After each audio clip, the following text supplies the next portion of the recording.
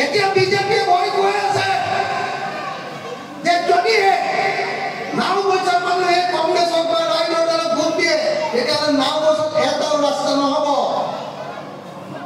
মই আপোনালোকৰ সকলোৰে সন্মুখত কৈ গৈছোঁ, অহা এমাহ সময় মোক দিয়ক, মই দিছপুৰত চেষ্টা কৰিম, তাৰপিছত মই আপোনালোকৰ ওচৰতে আকৌ আহিম, আপোনালোকক লগত লৈ আন্দোলন গঢ়ি তুলিম। আৰু যদি তাৰ পাছতো নহয়, অহা ২৬ চনত হিমন্ত বিশ্ব শৰ্মা চৰকাৰখনক চকীয়ে তকীয়ে ধৰি ব্ৰহ্মপুত্ৰত দলিয়াই আনিম।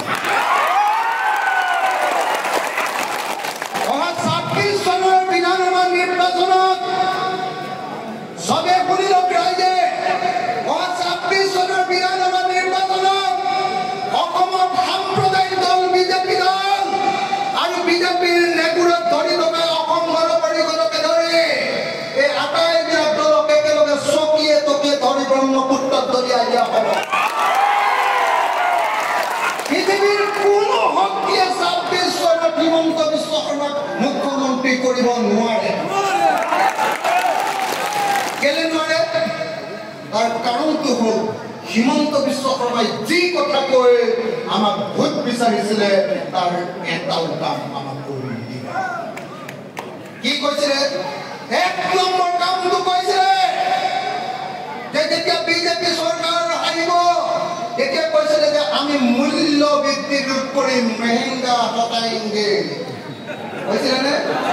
কৈছিলে নে নাই? মেহেংগা হটাएंगे কৈছিলে নে নাই? কৈছিলে।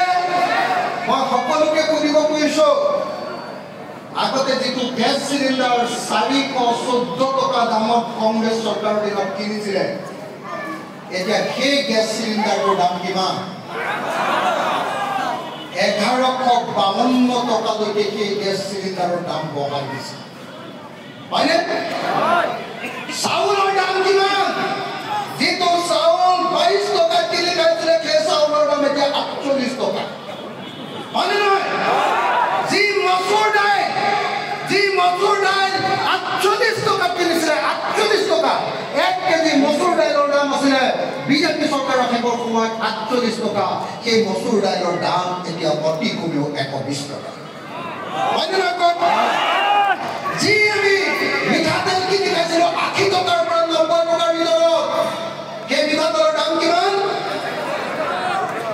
অতি বেয়া, একদম টিঙৰ মিঠাতেলটো এই যে এনেকে ঢালি দিয়ে, টিঙৰ মিঠাতেলৰ দাম এতিয়া ১৫০ টকা, হয়নে নহয়?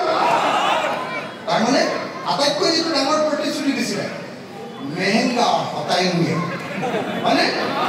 সেই মেহেংগা নহ'লে মেহেংগা ইমান ডাঙৰকৈ আমাৰ পিঠিত বহি হয়নে নহয়? হয়নে নহয়? আৰু এতিয়া বিজেপিয়ে কয় যে হিন্দু মুছলমানৰ কথা। মইতো হিন্দু ল'ৰা, হয়নে নহয়? মই যে হিন্দু ল'ৰা, মোৰ কাৰণে পেট্ৰলৰ দাম কমকৈ দিছে নেকি? ঠিক আছে, মই হিন্দু হৈ যাম বিজেপিৰ লগত, যদি মোক পেট্ৰল আৰু ডিজেলৰ দাম বোলে মুছলমানসকলে কিনিছে ৯৬ টকাত ১ লিটাৰ পেট্ৰল, আৰু মোক যদি তাৰ আধা দাম, মোৰ আধা দাম যদি 48 ৰুপিজত যদি দিয়ে, তেতিয়াহ'লে মই বাৰু বিজেপি হয়নে নহয়?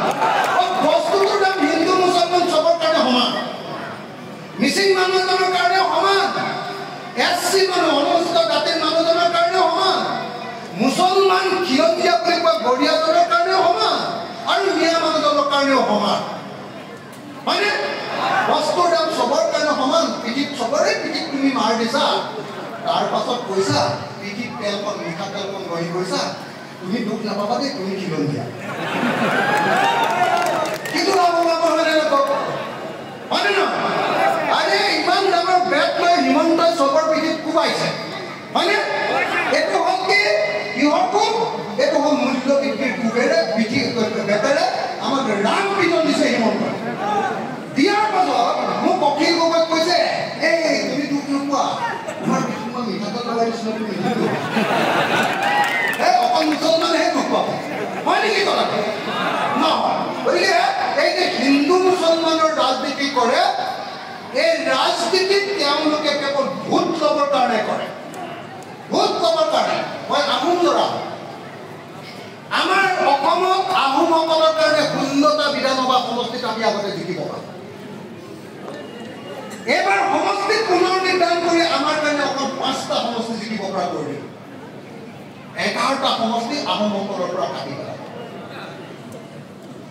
মুছলমানসকলৰ পৰা তেনেকৈ কাটি দিলে, দিলেনে? মিচিংসকলৰ পৰা কেইবাটাও সমষ্টি কাটি দিলে। চুতীয়াসকলক আপোনালোকে সুধিছে, গোটেই অসমত চুতীয়াৰ সমষ্টি কাটি দিলে। তাৰ কাৰণে বহাই দিলে বিজেপিয়ে ভোট পোৱা হিন্দু বেংগলী মানুহৰ কাৰণে সমষ্টি বহাই দিলে।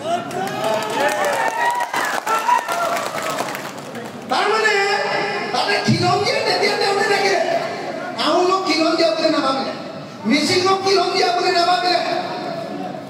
অনুসূচিত জাতি আপোনালোকে সকলোৱে জানে যে অনুসূচিত জাতিৰ মানুহৰ কাৰণে সেইফালে নগাঁৱত আৰু এটা সমষ্টি আছে ৰঙা, সেই সমষ্টিটো কাটি পেলালে।